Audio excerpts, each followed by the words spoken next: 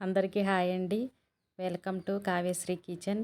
ఈరోజు మనము చాలా టేస్టీగా అలాగే సింపుల్గా ప్రిపేర్ చేసుకునే రవ్వ లడ్లు ఎలా ప్రిపేర్ చేయాలో చూపిస్తానండి. ఎప్పుడు రవ్వ లడ్డేనా అనుకునే వాళ్ళకి ఇలా వెరైటీగా ఒకసారి ట్రై చేయండి. టేస్ట్ కూడా చాలా బాగుండిద్ది. అలాగే సింపుల్గా చేసుకోవచ్చు. మన ఇంట్లో ఉండే వాటితోనే ఈజీగా చేసుకోవచ్చండి. దానికోసం ముందుగా ఒక బౌల్లోకి 2 కప్పుల బొంబాయి రవ్వ తీసుకోవాలండి. బొంబాయి రవ్వ అంటే సుజీ రవ్వ కూడా అంటారు కదా, ఆ రవ్వ 2 కప్పులు తీసుకోవాలండి. మీకు కావాలంటే ఎక్కువ తీసుకోండి. 2 కప్పుల బొంబాయి రవ్వకి కరెక్ట్గా పాలు 2 కప్పులు వేసుకోవాలండి. మేగడతో సహా ఇలా వేసుకోవచ్చు. పాలు మాత్రం కాచి చల్లార్చిన పాలే వేసుకోండి, పచ్చి పాలు వద్దండి. ఇలా కాచిన పాలు బొంబాయి రవ్వ ఎంతవరకు తీసుకుంటారో సేమ్ క్వాంటిటీతో ఇలా తీసుకొని పాలల్లో రవ్వ అంతా ఇలా ఒకసారి కలుపుకుంటే పాలు అనేది రవ్వ పీల్చుకుంటుందండి. ఇలా పీల్చుకున్న వాటిని పక్కన పెట్టేసుకుందాము. బాగా చక్కగా నానిద్దండి. ఇలా మూత పెట్టి పక్కన పెట్టేసుకున్న తర్వాత ఒక మిక్సీ జార్లోకి 2 కప్పుల రవ్వకి 1 కప్పు పంచదార తీసుకోవాలి. అలాగే మంచి ఫ్లేవర్ కోసం 2 లేదా 3 యాలకులు తీసుకొని మెత్తగా గ్రైండ్ చేసి పక్కన పెట్టుకుందాము. తర్వాత ఒక ప్యాన్లోకి 2 స్పూన్స్ నెయ్యి వేసుకొని డ్రై ఫ్రూట్స్ ఫ్రై చేసుకోవాలి. మీకు నచ్చిన డ్రై ఫ్రూట్స్ వేసుకోండి.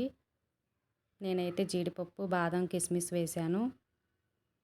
మీకు అందుబాటులో ఉన్న వేసుకోవచ్చు. అలాగే ఎండు కొబ్బరి కూడా తురుము వేసుకోవచ్చండి. లేకపోతే చిన్న చిన్న ముక్కలుగైనా కట్ చేసి వేసుకోవచ్చు. ఇలా నేతిలో ఫ్రై చేసుకున్న డ్రై ఫ్రూట్స్ ఒక బౌల్లో తీసి పక్కన పెట్టుకుందాం.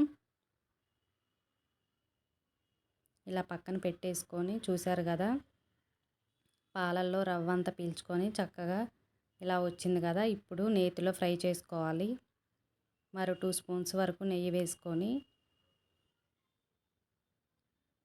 మనం కలిపి ఉంచుకున్న ఈ బొంబాయి రవ్వ పాలు మొత్తం ఇలా వేసుకొని లో ఫ్లేమ్లో మాత్రమే ఫ్రై చేయాలండి.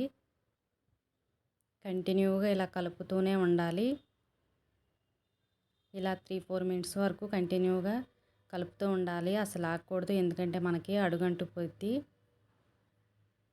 ఇలా లో ఫ్లేమ్లో పెట్టేసుకొని ఇలా కలుపుతూ ఉంటే మనకి పొడి పొడిగా వచ్చిద్ది. మనకి బొంబాయి రవ్వ అనేది ఎలా పొడి పొడిగా ఉందో సేమ్ అలా వచ్చేంతవరకు ఫ్రై చేస్తూనే ఉండాలి. చూసారు కదా, ఇలా కొంచెం కొంచెం ఉంది కదా, అలా లేకుండా పూర్తిగా పొడి పొడి అయ్యేంత వరకు ఫ్రై చేసుకొని తర్వాత మనం మిక్సీ వేసుకున్న ఈ చక్కెర, యాలకుల పొడి కూడా మొత్తం వేయాలి. అలాగే ఫ్రై చేసి పెట్టుకున్న డ్రై ఫ్రూట్స్,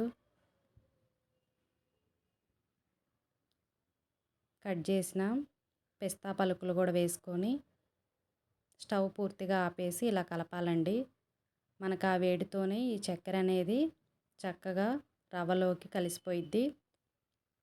ఆ వేడికే మొత్తం కలిసిపోతే కొంచెం మనకి తేమ అనేది ఉంటుంది కదా, దాంతో రవ్వ లడ్డు అనేది కరెక్ట్గా వస్తుంది. అవసరం అనుకుంటే కొంచెం నెయ్యి వేసుకోండి. ఈ వేడి మీదే చక్కెర అంతా కరిగిపోయిద్ది. ఇలా 2-3 నిమిషాలు కలిపేస్తే కొంచెం గోరువెచ్చగా ఉండంగానే మనం లడ్డు అనేది ప్రిపేర్ చేసుకోవాలి. మీకు ఇష్టమైన సైజులో రవ్వ లడ్డు అనేది ఇలా చేసుకోవటమేనండి. రవ్వ లడ్డు అనేది మరీ పెద్దవి కాకుండా ఇలా మీడియం సైజ్ అయితే బాగుంటాయి.